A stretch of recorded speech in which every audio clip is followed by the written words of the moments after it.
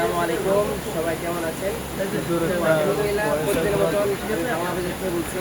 তো আপনারা যারা সবাই জানেন যে আমি বাংলা বাজারে কিতাবের ব্যবসা করি এবং আমাদের কাছ থেকে অনেকে পাইকারিতে কিতাব নেয় এবং যারা মার্কেট আছে ওরাও আমাদের থেকে কিতাব নেয়।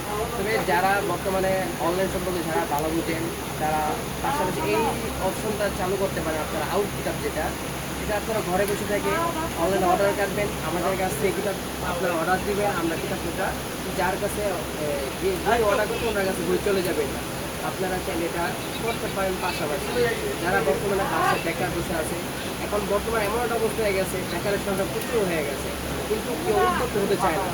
মানুষ এটাই মনে করে যে উদ্যোক্তা হওয়া মানে যে আমি নিজে কোম্পানি চালু করা, এটা মানে এটা না যে নিজে কোম্পানি চালু করে।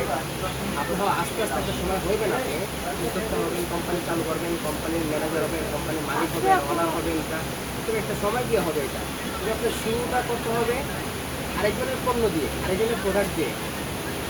এভাবে করে শুরু করলে ইনশাল্লাহ একদিন আপনার সফলতা চলে আসবে। আসসালামু আলাইকুম।